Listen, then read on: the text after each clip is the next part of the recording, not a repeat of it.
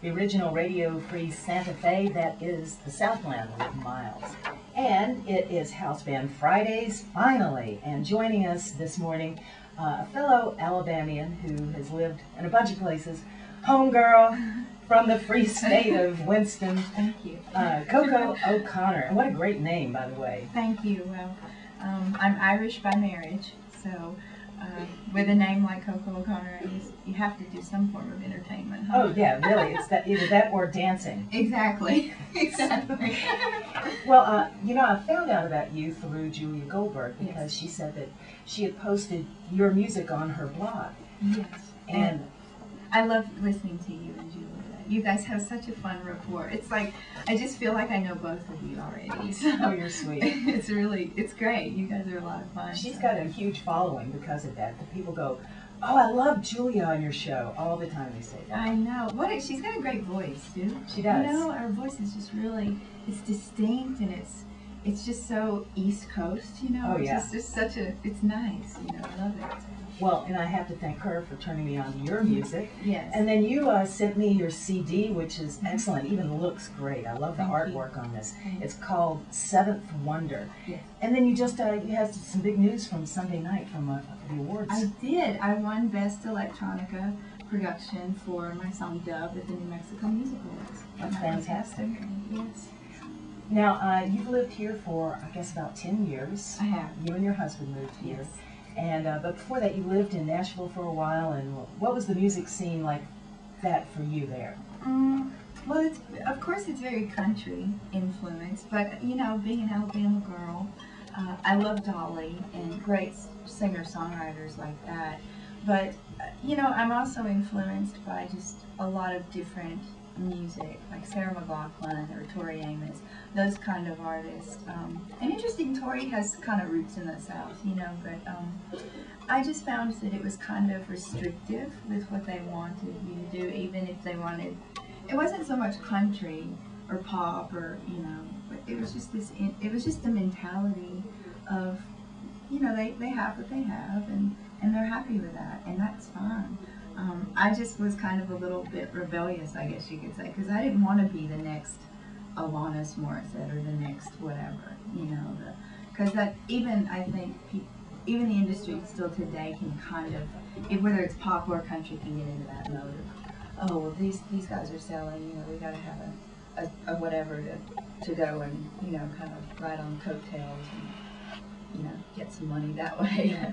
But that's what I found. So I just didn't want that type of, I didn't want to approach my art that way. You know, it was really weird because I would be stuck in a room. They would give me music and I'd be stuck in a room and they'd say, write lyrics to it. And I would do it, and it was so, you know, in my 20s, it was so pressure because you really think, oh, this is great, you know, I could get a record deal. And then you're doing it like that, and it was really weird, and I just decided, I got into music because I love it and because it was fun. And it's, you know, something that I can do for hours on end and not get exhausted or tired from. And I didn't like that approach to it. So that's what I found about the industry. So we just wanted to make music that was for me, from my heart. And do you write all of your songs? Yes, I do. And there's one on there that's an instrumental piece, and it's a collaboration between Taylor, my husband, who's been my writing partner for forever, and David Cragen, the engineer, and his wife, Karina, who does background vocals. Well, why don't we check out the song that you just won the award for? Okay. This song it's called Dub, and it's got a sample of a Martin Luther King speech in it, which has been cleared. So there's no legal problem there. And it's kind of a journey. So it's the last song on the CD. Okay. Well, this is Dub by Coco O'Connor. Oh, I love that you have a very nice on-air rapport. So that's good. This is really cool. Thank you. It's really cool. The whole work I did kind of is a whole work, so to speak, from beginning to end. But, you know, people don't have a lot of time to sit down. Yeah. The whole records like they did the Floyd, you know. Yeah. But I wanted to do it with something like the Floyd, you know, the concept album in electronica. So I kind of did that. But it's really neat when you can have the time to just sit down and put on headphones and just zone out to it, you know, because it kind of takes you on a journey. So I'm going to get Ira to add some cuts of yours into rotation. Do you play around town? You know, honey, I am, I'm working on that. What I've been doing is just, I have visuals that I put the music to, and then Taylor plays keys, and then, you know, we just put it in a keyboard so it can look kind of funny with just keys, you know, because it's such a production. Yeah. So it's been a little difficult to find venues. I was going to play Meow Wolf, but you know, they're shutting everybody down. I know. They're shutting Hey Mayhem. They're shutting that down too? Well, in the reporter I read that High Mayhem, the fire people, the fire marshals came in. Oh no. And there was a performance or something going on. I think was that. Maybe, I'm pretty sure it was High Mayhem. Wow. Because they came in and they said, you know, if an ambulance or fire truck, no parking. So they couldn't get in there. So like 8 people, 8 fire marshals or whatever, stood around the show. And like, they like waited for the show to get over. You know, and I guess High Mayhem's lease is up, I think the end of July or something, so, or June, and they're looking for someplace else. But yeah, you know, because they're shutting that down, so it's hard. But I was going to play Meow Wolf, but I do have a gig opening for Audio Buddha. Oh, at the CCA? No, at in Albuquerque, August 16th. And I just hooked up with a DJ who actually met me at the Music Awards and he's starting, or he has his own, you know, indie label that he's working on. He's starting up or whatever for electronic dance music in New Mexico. He thinks it's the only one. But he's, I think he's going to do some remixes of some stuff. And possibly maybe we might be working with him for live stuff. You know, yeah. So, but otherwise the live thing is just me and Taylor's keyboards. And visuals, and my music goes really well with visuals. How does your music get out?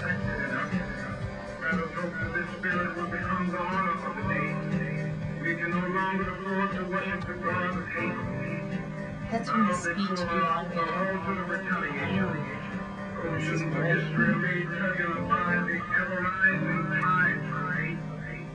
History is flooded with the records of nations and individuals that pursued this self-defeating path of hate.